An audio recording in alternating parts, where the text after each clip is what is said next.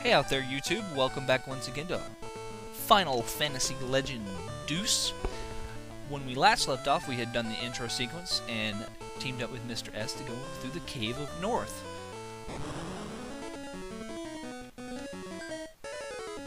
I did explain the way stat gains work in the previous video.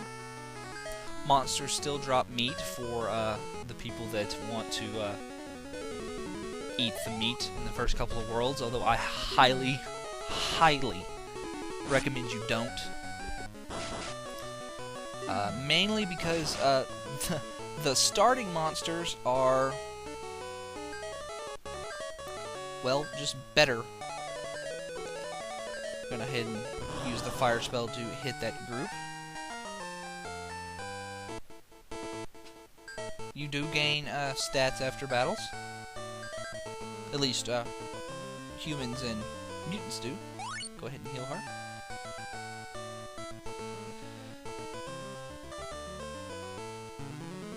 As I mentioned in the last video, since I'm playing this one right after, I am having a bit of trouble breathing. You can also hit B to talk to your 5th party member if you happen to have one. Mr. S mainly says useless crap. Actually, we're gonna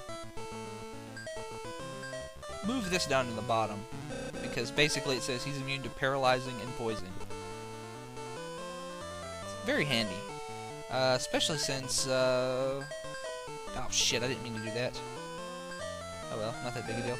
Anything you equip on a robot gets their uses cut down by half, but they become essentially part of the robot, so that when you state an end, they get restored back up to half of their uses.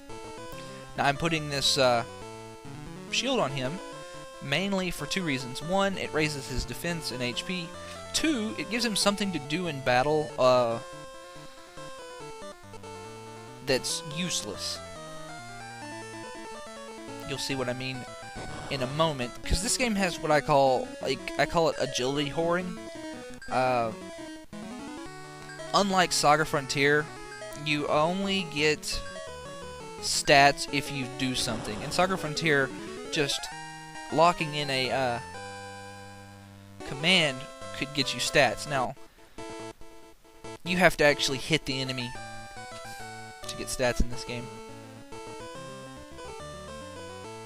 which means your faster characters wipe out your enemies and your slower characters don't get a chance to do anything, which ends up with your high agility characters getting all the stat gains or soaking up all the stat gains.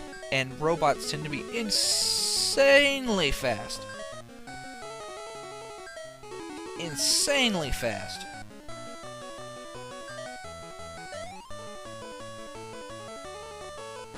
Like, at least... They usually go first. I can't think of a time where they don't go first. This game also does the whole, if you kill an enemy and you hit a target, you do nothing thing. Other games that do it, Lufia, if you've ever played Lufia in the Fortress of Doom, I think the original did it. I don't really remember. I kind of fast-forwarded through all those random encounters. This game is a little more difficult than the previous one, although not overtly so. Mainly its difficulty comes from the fact that you fight much larger groups of enemies.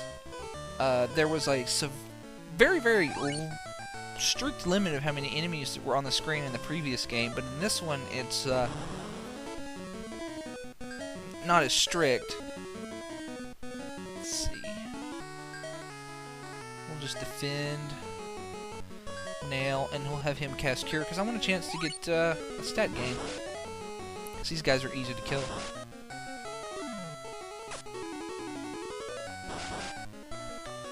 Right now, I'm not so much worried about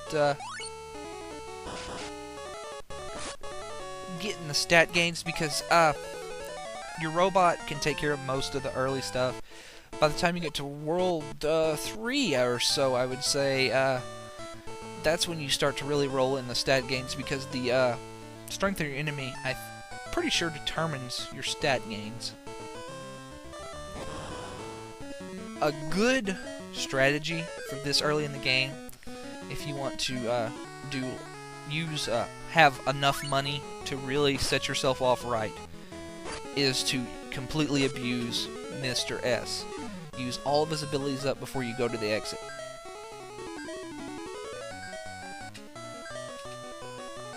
Now, what I mean by that is just run him out of all of his skills.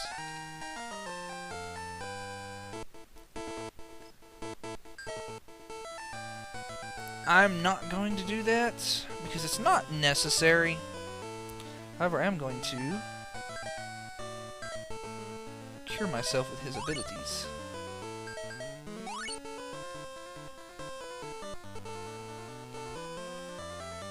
And you are now locked out from, I think, ever going back to your main little home village, because Mr. S stands there at the exit and is like, "Oh, why are you giving up?" I'm like, "I'm not giving up, I just want to go home." Let's see, flame.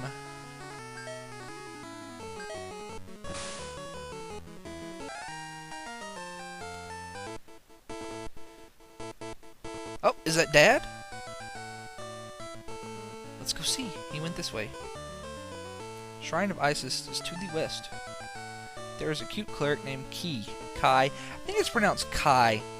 I don't know exactly, and that is not our dad. Relics of ancient gods. I'll keep that in mind. Pillar of Sky is over the northern mountains. That'll come in handy later. Ashura made a base in the North Valley. Ashura's men must be looking for Magi.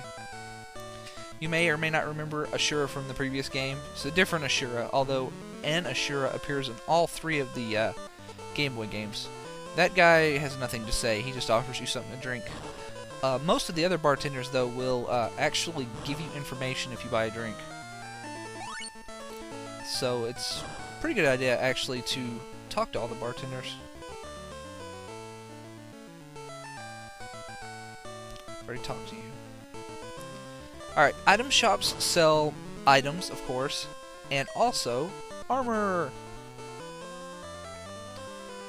Right now, I'm going to buy 1, 2, 3, 4, 5?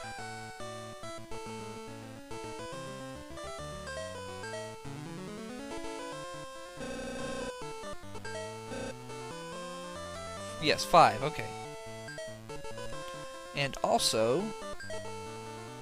1, 2 of those. Now, the reason I bought 5 gauntlets is because... Okay, first I need to move that down, because I like to have my armor at the bottom of the screen, out of the way.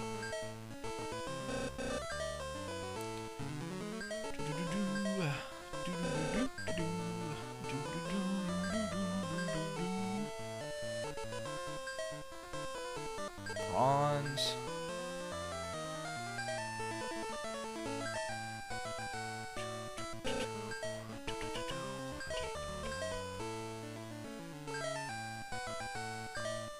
For Panzerkampfwagen, I actually prefer to have 3 pieces of armor on him at all times, although you can go with less.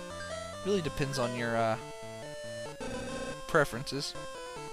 And a shield, because he stands at the front of the line, so having a shield on, the further up to first position you are, the more likely you are to get hit. Having a shield really, really helps. Let's see, and you also need to buy him a... I think it's a bug. I think guns actually increase robots' strength, and they give you strength stat gains. I think that's actually a bug. But, whatever. Can't really change it. We're going to go over here to the weapon shop, where they sell psychic knives, which I can't get because they're exceptionally expensive at this point in the game. So I will buy... Let's see. I need a rapier. I can't buy that. I'll sell that. I'll sell that. Aha! Rapier. Okay. Reason I needed a rapier for Panzerkampfwagen. And I'll throw that bow on him too.